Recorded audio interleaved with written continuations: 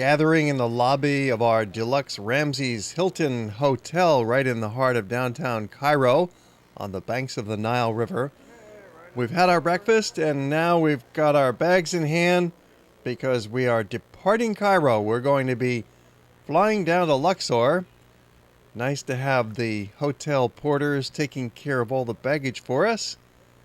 Everybody eyeballs their bag to make sure it's getting on the bus as we head for the airport. We found that the Egyptian workers are all really genuinely friendly people. But it's a nice morning and we expect that the traffic will be nice till the airport area.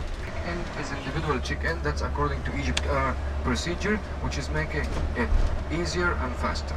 Always, alright? It's gonna take us like 15 minutes to all of us to check in. And then we'll proceed to the gate. I'll show you where it is. Well, one of many nice things about traveling with a group when you're in Egypt is that all of these kind of logistical details are taken care of for you. We just follow along, tickets are provided, seats are reserved, get on the plane and fly down to Luxor. There's the Nile River.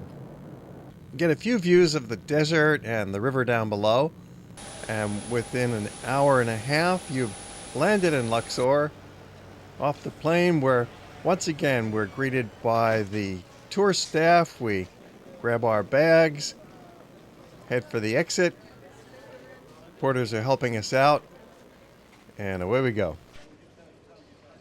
And welcome to Luxor, a beautiful city in the south of Egypt. Small city that also been a capital of Egypt for about 1700 years, like from 2000 BC until the time when Alexander the Great came to Egypt. The city is divided into East Bank and West Bank, cut by the river Nile.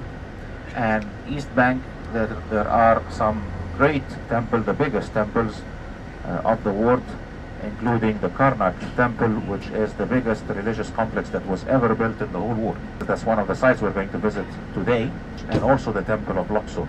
We'll be heading to our cruise ship, and it's going to be about 25 to 30 minutes drive from here to our boat.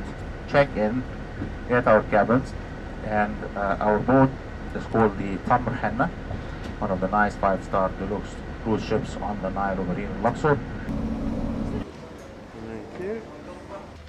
Level 0, which is down below here, that's where there is the dining room. That's where we have breakfast, lunch, and dinner.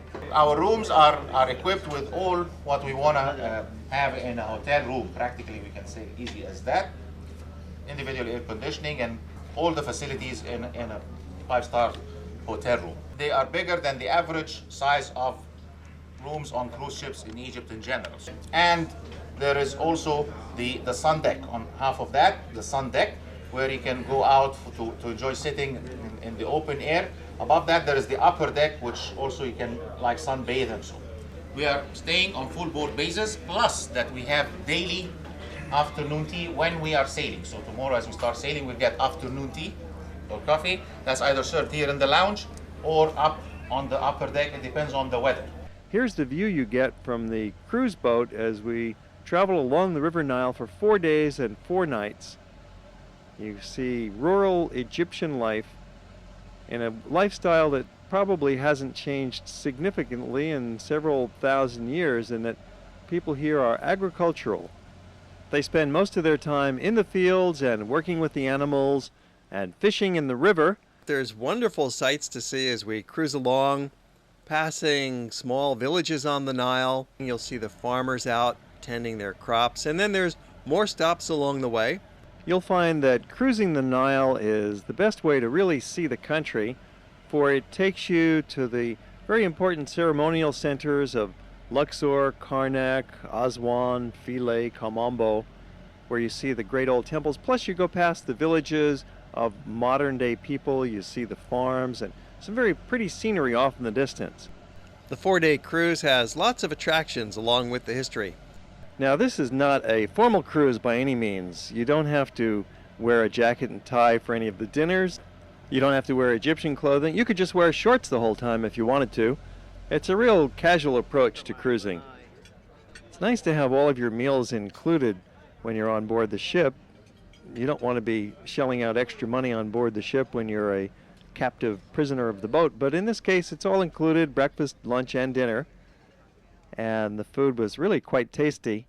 There's lots of things to do on board. One of the main things is just watching the river go by, watching the feluccas, seeing the little mud hut villages along the riverbanks.